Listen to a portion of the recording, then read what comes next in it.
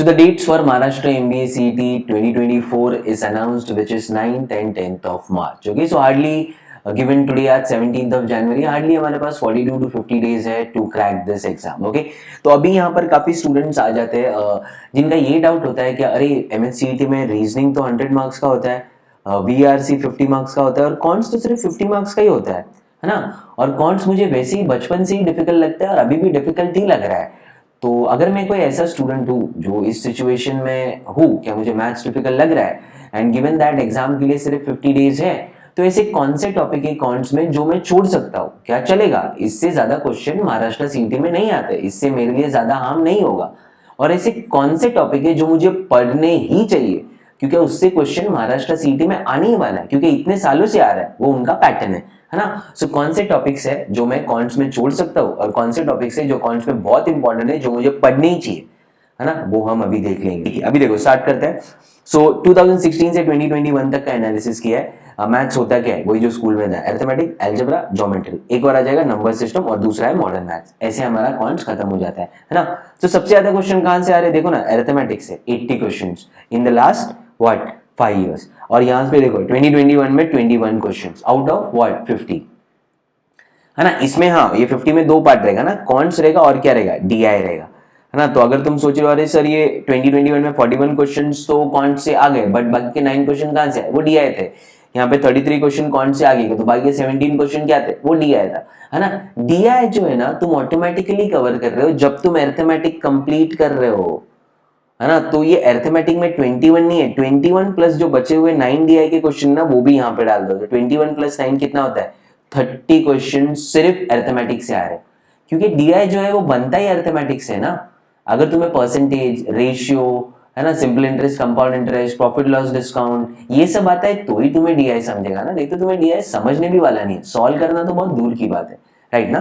तो बस वैसे ही कुछ हम सोच रहे, तो अरिथमेटिक है ना, इसलिए हमारे लिए सडनली बहुत इंपॉर्टेंट बन जाता है। इसको सिंपल में रखना है तो ऐसे भी सोच सकते हो, 50 में से 30 क्वेश्चन ना तो अरिथमेटिक से ही आएंगे।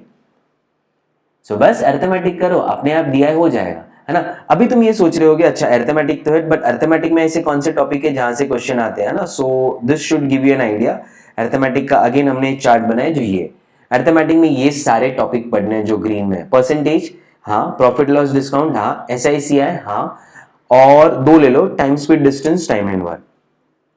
अगर तुम बोल रहे हो सर मेरे पास टाइम नहीं है, तो कम से कम ये 3, ये 2, 5 और एक ये 6, रेशियो और प्रोपोर्शन, ये 6 टॉपिक तो तुम्हें पढ़ने ही होंगे, मतलब ये तो तुम्हें करना ही है bare minimum in your counts, arithmetic के ये 6 टॉपिक, क्योंकि ये तुम्हें समझे ना तो ही तुम्हें डीआई समझेगा, गेटिंग इट, है ना। और बाकी के ये दो टॉपिक ये तुम्हारे डिस्क्रिप्शन पे, मिक्सचर एंड एलिगेशन बहुत ही सिंपल है ना, वो भी पढ़ ही लो।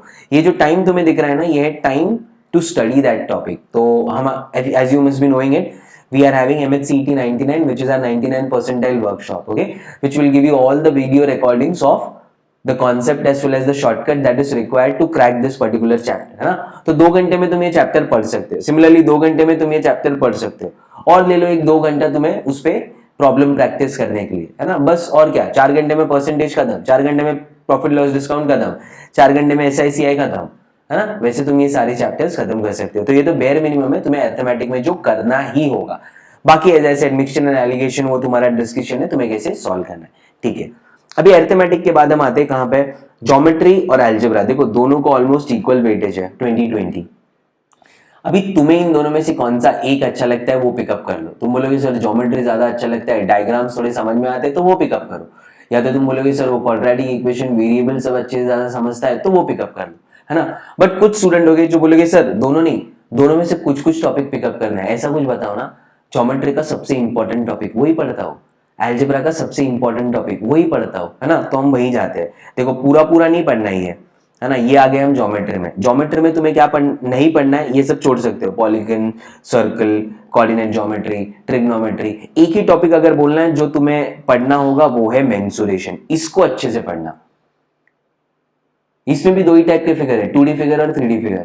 2D फिगर में एरिया या पेरीमीटर पूछेगा, 3D फिगर में वॉल्यूम या टोटल सरफेस एरिया पूछेगा, और तो कुछ है ही नहीं इस चैप्टर में, गेटिंग इट, है ना। वैसे तुम एक ही चैप्टर अगर पिकअप करना है यहां से, वो मेंसुरेशन कर सकते हो, given that you have very limited time with you. और अलजेब्रा में ऐसा कोई एक चैप्टर आ सकता है क्या, दिस चैप्टर क्वाड्रेटिक इक्वेशन, है ना, क्योंकि इसमें क्या पूछेगा, रूट्स निकालने पूछेगा। कभी कभी तो कंपैरिजन वाले क्वेश्चन आ जाते हैं, 5 क्वेश्चन देगा, 5 क्वाड्रेटिक इक्वेशन देगा, है ना, एक एक्स में वेरिएबल रहेगा, एक वाई में, और एक का फिर रूट निकालना है, दूसरे का रूट, और देखना है x is greater than y, x is less than y. ऐसे 5 क्वेश्चन आ जाते हैं कंपैरिजन बेस्ड। देखो यहाँ पे जो आया 5 क्वेश्चन, यहाँ पे भी आया। तो इससे क्वाड्रेटिक इक्वेशन जरूर करके जाना। बाकी ये सब छोड़ दो, तुम थोड़ी कैट के लिए जा रहे हो, जो फंक्शंस, ग्राफ, इनइक्वालिटीज, लॉगरिथम्स, ये सब पढ़ोगे, है ना। तुम तो महाराष्ट्र सीटी लिख रहे हो और हमारे पास वैसे ही इतना कम टाइम है। सो अरिथमेटिक के वो 6 टॉपिक्स जो मैंने बताया वो करने ही है। अलजेब्रा का एक क्वाड्रेटिक इक्वेशन, ज्योमेट्री का एक मेंसुरेशन, ये बेयर मिनिमम है। गिवन द टाइम तुम्हें ये तो करना ही है। बाकी एक ये प्रोग्रेशन इन सीरीज, ये मॉडर्न मैथ्स में भी रख सकते हो। इसमें ईपीजीपी का एक सीरीज होता है ना, अगर टाइम मिला तो ये भी कर सकते हो, बट मेक श्योर जितना बेयर मिनिमम बोला है वो तो हम कर ही रहे। ठीक है, सो अभी आ गया, अभी बचा क्या फिर, अरिथमेटिक हो गया, अलजेब्रा हो गया, ज्योमेट्री हो गया, अभी बचा नंबर सिस्टम और दूसरा बचा मॉडर्न मैथ। तो फिर जाते हैं नंबर सिस्टम में। यहाँ पे उसका वेटेज देखो, देखो ये 80 था ना, ये तो हमने किया ही, बाकी ये 46 है। तो मैं क्या करूंगा पता है, पहले मैं पढ़ूंगा अरिथमेटिक। अगर मुझे मैथ्स बहुत ही, अरिथमेटिक के वो कौन से 6 टॉपिक्स, उसके बाद मैं जाऊंगा नंबर सिस्टम पे और नंबर सिस्टम फिनिश करूंगा। उसके बाद अलजेब्रा का एक टॉपिक जो है क्वाड्रेटिक इक्वेशन, उसके बाद ज्योमेट्री का एक टॉपिक जो है मेंसुरेशन, बस। इसके अलावा मैथ्स नहीं भी करोगे तो चलेगा, you are ready to get into even GBMS, है ना। इतना ही काफी है, क्योंकि तुम बाकी के डिफिकल्ट प्रॉब्लम होगे सॉल्व नहीं कर पाओगे, और बाकी का टाइम मिल रहा है रीजनिंग पे स्पेंड करो ना, है ना। सो ऐसे, सो अभी आ जाते हैं नंबर सिस्टम में क्या मिलेगा। देखो नंबर सिस्टम में ये सारे टॉपिक है, divisibility rules, property, factors, factorials, unit digit, LCM, HCF, remainder and then BODMAS and then so on.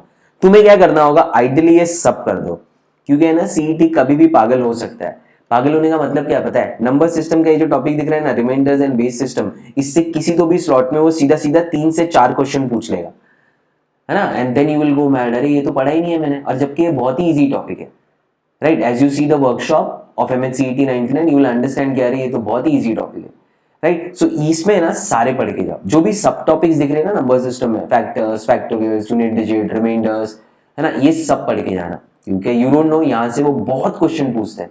कभी कभी एलसीएम एचसीएफ से एक ही स्लॉट में 2 या 3 क्वेश्चन पूछ लेगा, कभी रिमाइंडर से ऐसा करेगा, कभी यूनिट डिजिट के साथ ऐसा करेगा, कभी फैक्टोरियल्स वाले टॉपिक के साथ ऐसा करेगा, है ना। तो ये सीईटी का पैटर्न है, वो कभी भी उनको कुछ भी ऐसा झटका लगता है और वो एक ही टॉपिक नंबर सिस्टम के 3-4 क्वेश्चन पूछ लेते हैं। So you should be knowing this, है ना, ये हमारा सेफ साइड होगा, है ना, दैट्स इट, है ना। तो अगर मैं मैथ्स के लिए प्रिपेयर्ड नहीं हूं तो ये सारी चीजें मुझे करनी चाहिए। अभी बचा क्या, लास्ट में एक नंबर ये बचा है मॉडर्न मैथ्स, है ना। इसमें 2 ही टॉपिक है, एक है परम्यूटेशन कॉम्बिनेशन प्रोबेबिलिटी, दूसरा है सेट थ्योरी।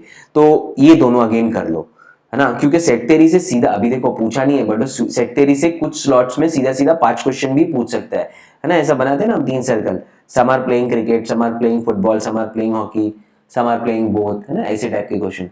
तो ये भी करके जाना, है ना। सो दैट्स इट, अरिथमेटिक के 6, नंबर सिस्टम्स पूरा, फिर मॉडर्न मैथ्स के 2 टॉपिक वो करने, हाँ अलजेब्रा का एक, ज्योमेट्री का एक। इतना बेयर मिनिमम कर लो, है ना, that should be good enough for you to solve around 40 questions in counts.